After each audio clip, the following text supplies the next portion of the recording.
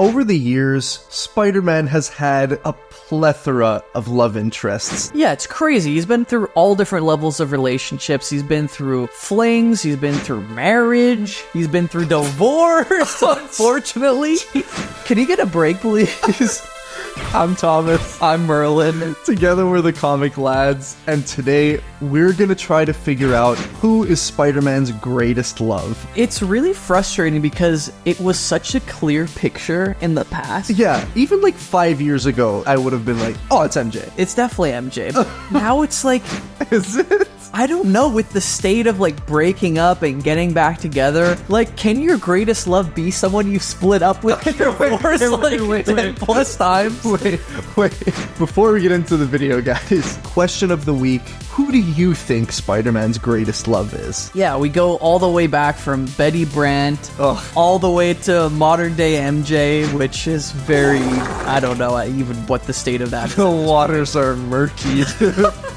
No, we're walking on thin ice with that character, dude. Let us know what your thoughts are, guys. Also, guys, don't forget to hit the like button. It really, really helps us out as a small growing channel. Every like goes such a long way. Also, don't forget to subscribe. Join the Comic Lads. Become a fellow lad. Let's get into it, guys. We should address who the big three are. Normally, guys, for these videos, we try and go from like best to worst kind of thing. But it's so hard now. Yeah, no, before we hit the record button, we were like, who the fuck is in any of the spaces? It's hard too because he's referred to each of them as his greatest love or one of the biggest loves of his life before. So it's hard to differentiate who's really at the top. Yeah. But of course, guys, we're going to be talking about Gwen Stacy, Felicia Hardy, and Mary Jane Watson. No! God, please, no! No! I think to start off, let's talk about Gwen, because they haven't been together in the comics since like the 1970s. You know, she has come back in some like really shifty clone arcs before, very briefly. Let's just pretend those never happened because they're heinous. They are heinous, definitely. The thing about Gwen that I think is interesting is that if it wasn't for her death, her and Pete would still be together. Yeah, do you think if they didn't kill her, they would just be like Clark and Lois type deal where they'd just be together forever? I think so, because Mary Jane before Gwen's death was just depicted as like the party girl, like very promiscuous, goes with like all different guys, you know what I mean? Kind of like the life of the party, flirts with everyone. Yeah, weren't her and Harry messing around at that point too? They were, and actually, funny enough, it was only post Gwen Stacy's death that they started to get together. Yeah, that she decides to like grow up, you know, and be there for Pete. Yeah, and get close to him, and even at first, you know, where she tries to reach out to him, I know that in those original comics, Pete actually lashes out at her because he's like, oh, why don't you just go be like the party girl, that's all you're good at, like, you don't actually care about me and Gwen. But she starts like crying, and that's when you start to see like, oh shit, there's actually like something deeper between her and Pete there, and obviously we know what that leads to. It builds up their relationship over time. But all that to say, without her death, I think they would still be together.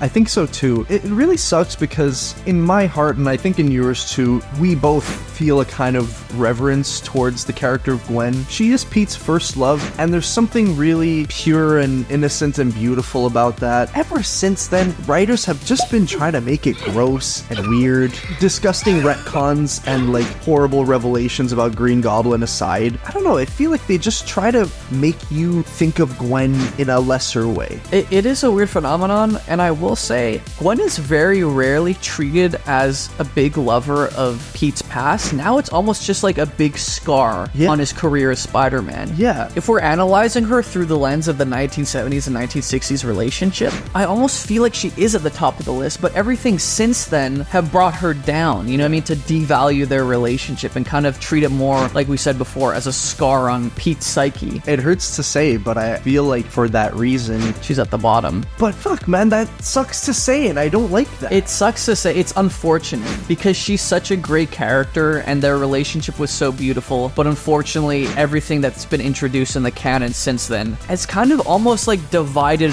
what they were when they were together. Yeah. And made it not as meaningful as we initially thought it was. At this point, we have to just like ignore everything that's come for the sake of our own headcanon and just have like Spider-Man Blue as the blueprint for like, this is how Pete feels about Gwen. What a great story. Spider-Man Blue. One of the best ever. Honestly, might be my favorite Spider-Man comic book. It's top 3 for me. All right, guys, that's Gwen. Let's talk about my girl Felicia. Dude, you know this about me. I am such a big Felicia Spider-Man fan. Yeah. I love them together to the point where I've, like, especially with everything recently with Mary Jane, Yeah. I would just prefer them to be together. Yeah, let's just move MJ out of the comics for a long while and just have Felicia be with Pete. One thing that I love about their relationship is just their chemistry. It seems so fun, and like obviously Pete and MJ has that kind of like party girl aesthetic, you know what I mean, that makes for some really fun back and forth between them. But there's just something so fun about seeing Spidey and Black Cat like leap across rooftops together while they're flirting and kind of hurling these cute innocent insults at each other. Yeah, it's adorable. And the pairing of Pete and Felicia also kind of does away with a trope in comics that I'm personally kind of sick of, where characters' love interest won't be able to be with them because they're a civilian and like the villains will use them to get at the hero. But Felicia's not a civilian. She's like a kind of hero character in her own right, and she can take care of herself. And I know MJ is now too, because she's like jackpot or whatever. Oh, let's not even go there, dude. Jesus Christ, dude, the modern state of comics. So much of Pete's and Spider-Man's internal conflict as a character revolves around the fact that he doesn't want to let people too close because he doesn't want them to get hurt. Yeah. And Felicia, like you said, I feel like is such a great character to just let him relax a little bit and have a bit of a break as both Spider-Man and Peter Parker, because he doesn't have to worry about one side of his life conflicting with the other. And that's something that I kind of don't like that they do sometimes, where on the flip side of that, she'll start to only like his Spider-Man persona more than his Peter Parker life. Yeah, well, that's how it was originally, you know? Like, originally she was not interested in knowing who he was at all, because that wasn't, like, sexy to her. Yeah, like as soon as he took off his mask, she was like, what the fuck? Yeah, in the Ultimate Universe, she throws up on his dick. Dude, Bendis, man. That's one of the best things I've It is. And then she just dips and he's like, what the hell? And I'm pretty sure in like the last couple decades in the comics, they've reconciled that part of Felicia where she likes him for who he is. Yeah, I have to bring up one thing though that's really, really, really irritated me. Okay. And that's the fact that Black Cat and Spider-Man were actually recently together in the comics. And they broke up for the stupidest reason. For what? You don't remember this? I don't know. I'm drawing a Dude, they blank. broke up because they like were such a good duo. Everyone was loving their comics together. It was such a great, fun relationship. And they break up because the relationship isn't toxic enough. What? She's like, oh, we're just going through the motions now. You haven't tried to stop me from stealing things, and then I realize I haven't tried to corrupt you, not even a little bit. Going through the motions. What?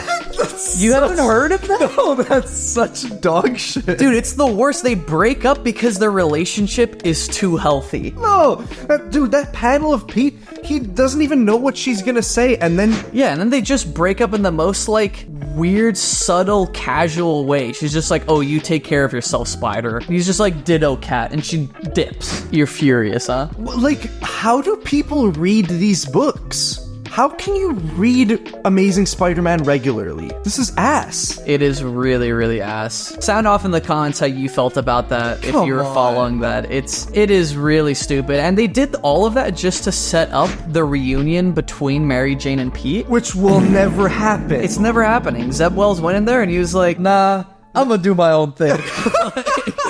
What the hell, man?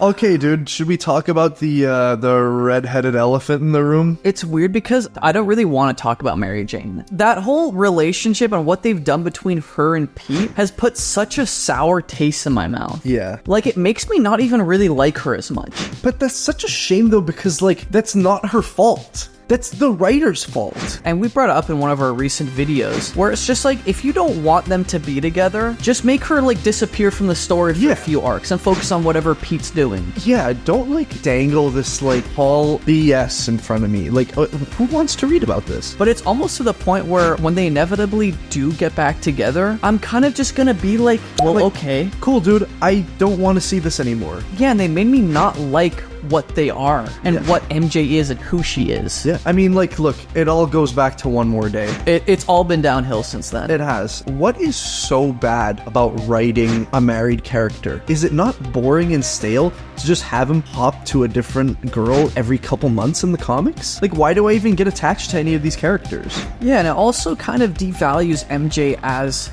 his great one true love that he's always going to come back to. Yeah, I'm like, is she his Lois Lane? Like, I don't think we can say that anymore. It's really tough. MJ's supposed to be the character that's there for him no matter what. The connection is like kind of irreparable. Like, you don't always have to give the fans what they want, but so many fans, and there's been so much outcry about the fact that everyone just wants them to be married. Everyone wants to see Pete grow up a little bit. We've covered this in a bunch of different videos before, but Ultimate Spider-Man gives us all of these things. They give us the stable relationship between Pete and MJ, which makes you think like, oh yeah, she is who he ends up with in the end. You know what I mean? But of course she is, you know? Yeah. Who else could it be? And that's a great point that you bring up about the fans should definitely not get whatever they want all the time. But like, should I be ashamed as a fan for like wanting to read a certain thing? So all that to say, it's like MJ is his greatest love, but it's like, I feel like we both very reluctantly say that, just from everything we've seen so far. We do, because we're just like completely jaded as fans. And if they bring them back together for however long, it's like The Boy Who Cried Wolf to me. Like, I don't care anymore. MJ is his greatest love, but on a personal note, I like him better with Black Cat. I think I do too. And years ago, I would have been like, no, she's bad for him. She doesn't like him. But like, MJ doesn't like him anymore. That's for sure.